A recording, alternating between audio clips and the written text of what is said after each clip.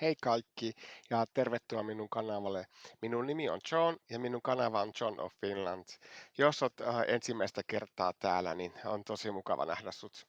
Ja haluan sanoa sen, että tähän asti mä olen pitänyt näitä tai tehnyt videoita englanniksi, mutta tällä kertaa päätin tehdä suomeksi, koska minun kohderyhmä on tässä videolla maahanmuuttajat, jotka asuu jo Suomessa ja jotka osaa jo jonkin verran suomea aika hyvin ja tämä on heille tarkoitettu. Ja tämä koulutus on lähihoitajakoulutus ja nimenomaan sellaisille, jotka haluaa työskennellä lähihoitajan tehtävissä. Ja lähihoitajissa on Suomessa ympäri Suomea valtava pula ja sille alalle on helpointa päästä. Ja jos jatkossa haluat sitten vaikka mennä sairaanhoitajaksi tai siitä eteenpäin myöhemmin, vaikka sairaanhoitajaksi tai ambulanssiin, ensihoitajaksi tai kätilöksi, niin lähihoitajan tutkinnosta on tosi paljon apua. Tai jos vaikka sitten suoraan lähihoitajasta haluat hakea yliopistoon suomenkielisiin opintoihin. Mutta aloitetaan. Eli mä käännän kameran tähän nettisivulle ja kerron vähän enemmän tästä koulutuksesta. Eli tämä koulu on Varia Vantaalla ja tämä koulutus on lähihoitajan maahanmuuttajakoulutuksena. Ja sosiaali- ja terveysalan perustutkinnon suorittanut voi työskennellä lähihoitajana ja opiskella lähihoitajaksi. Se on hyvin monenlaisia vaihtoehtoja. Ikääntyneiden hoidon ja kuntoutumisen osaamisala. Täältä voit klikata ja nähdä vähän enemmän tästä alasta.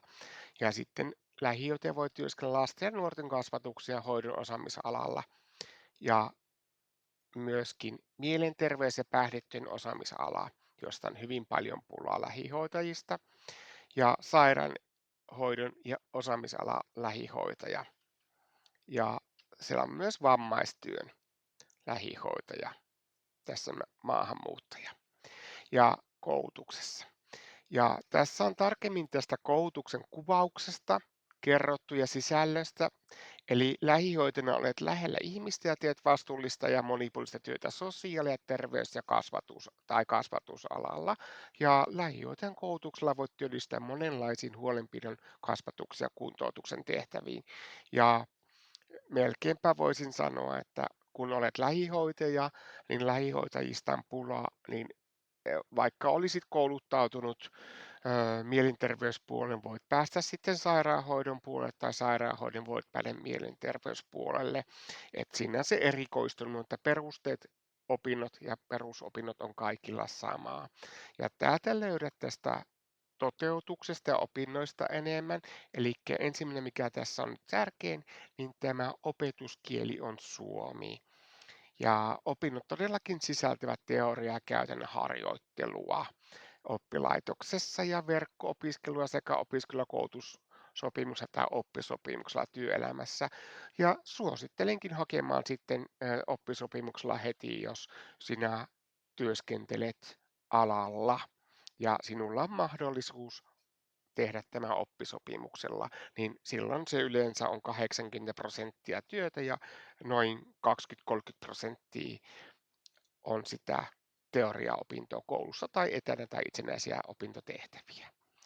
Ja tässä niin kuin kerrotaan tästä enemmän, miten nämä järjestetään nämä opinnot. Voit itse hyvin lukea tämän. Ja Varian ammatilliset koulutukset ovat tarkoitettu ensisijaisesti Suomessa asuville henkilöille. Jos koulutuksen hakee EU- tai Schengen-maiden ulkopuolelta, hakijalla tulee olla Suomessa työpaikka. Ja kesto. Opintojen kesto määräytyy henkilökohtaisen osaamisen kehittymissuunnitelman HOKSin mukaan ja siinä huomioidaan aiemmin hankittu osaaminen. Esimerkiksi jos olet ollut jo harjoittelussa tai aikaisempia opintoja tai olet vaikka kotimaassa sairaanhoitaja ja niitä voidaan tässä hyväksi lukea. Ja esimerkiksi jos sulla on vaikka lukio Suomessa tai sitten ammatillinen toinen tutkinto, niin sieltä voidaan joitain perusopintoja ottaa sitten tähän HOKSiin. ja silloin opinnot silloin lyhenee. Just semmoisia sanotaanko matematiikka, äidinkieli ja tällaisia ainakin helposti saa pois. Ja tässä on tämä laajuus on 180 osaamispistettä ja tutkinto muodostuu ammatillisista tutkinnon osista 145 osaamispisteestä ja yhteistä tutkinnon osista 35 pistettä. Ja opiskelukustannukset, varmaan jo tiedätkin, että opiskelijaruokailu on aina Suomessa maksuttomia ja ammatillisessa koulutuksessa ja opiskelija hankkii itse tarvittavat oppikirjat ja opiskelutarvikkeet ja kustannukset koko opiskeluajalta ovat noin 200 euroa. Ja valintaperusteita löytyy täältä tarkemmat sitten opintopolusta. Ja kielitaitovaatimuksena on B1.1, eli taitaa olla sama, millä pystyy hakemaan Suomen kansalaisuutta. En ihan tarkkaan muista, mutta ja kannattaa katsoa, ja jos sinulla on joku kielitutkinto tehtynä, niin näistä perusteista, miten valitaan. Ja täällä on tutustuttu tarkemmin näihin sisältöihin täällä. Ja työllistyminen voit työskennellä todellakin esimerkiksi sairaaloissa, päiväkodeissa ja kouluissa ja lapsiperheiden kotipalvelussa, lastensuojelussa, sijaishuollossa ja kouluympäristöissä, jossa on erityistä tukea tarvitsevia oppilaita ja tehostetussa palveluasumisessa ja päivä- ja työtoiminnassa ja kotihoidossa ja lyhythoidossa ja vammaisten asumispalvelussa tai mielenterveys- ja päihdetyön kuntoutus- ja asumisyksiköissä. Ja myöskin lähihoitaja voi toimia myös yrittäjänä ja lähihoitajan työllisyystila on erittäin hyvä.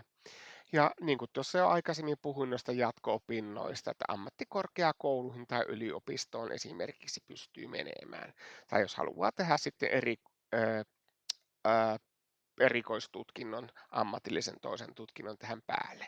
Ja täällä kerrotaan sitten tarkemmin näistä terveydellisistä vaatimuksista ja muista edellytyksistä.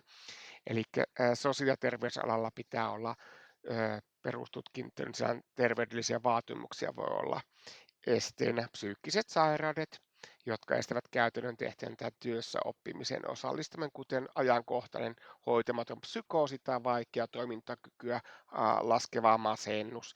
Ja sitten todellakin täällä on tämmöisiä sellaiset fyysiset sairaudet, kuten tuki- ja liikuntaelimistön sairaudet ja vammat tai krooniset ihottumat. Siellä joutuu varmasti nostelemaan lähihoitajia ja kantamaan ja tukemaan ja sitten erilaisia aineita käsittelemään, niin tämän takia tässä on tästä mainittu. Ja päihteiden ongelmakäyttö tai päihderiippuvuus on esteenä sitten. Ja täällä on sitten lisää tietoja, jos näistä haluaa kysyä täältä suoraan koulusta opettajalta. Tällä on opinto-ohjaaja Heli Tanninen. Voi sinne soittaa tai lähettää sähköpostia ja suoraan sitten hakijapalveluihin. Ja täällä on tästä opiskelijavalinnasta, voi lukea lisää täältä suoraan ratkaisuja opiskelun soveltumattomuuteen. Täältä löydät lisää tietoa.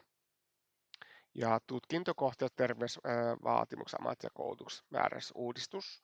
Täältä löytyy hyvin paljon tietoa.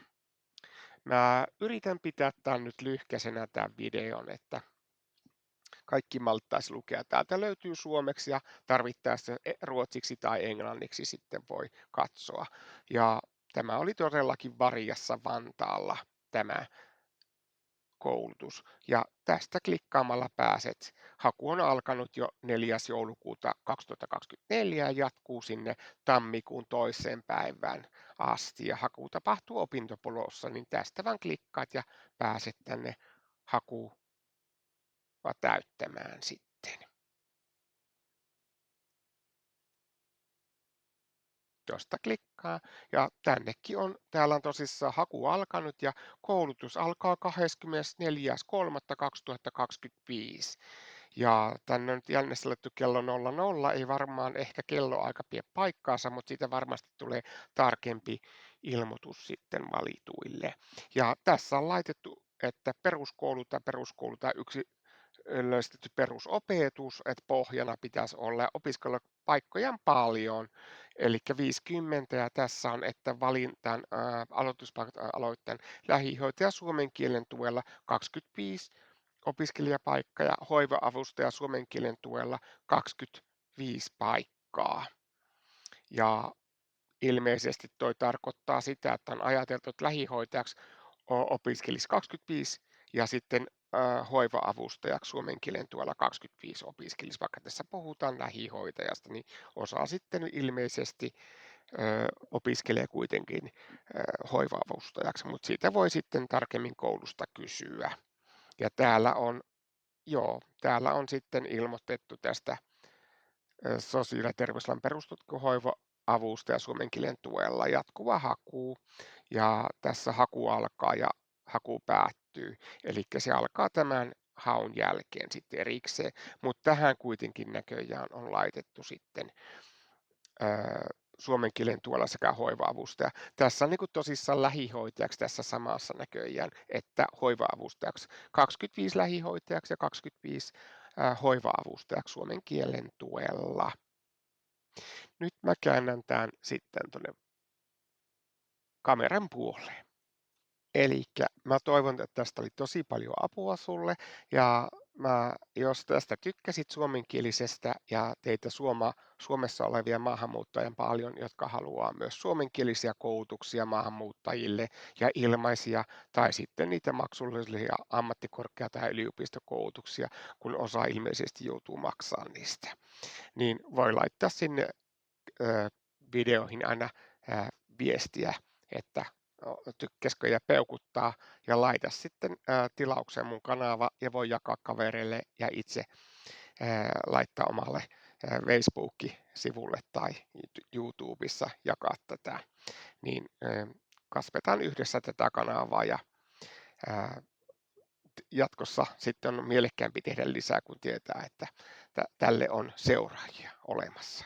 Mutta mä kiitän teitä seurasta ja toivotan teille hyvää illanjatkoa ja palataan uudestaan ensi kerran eri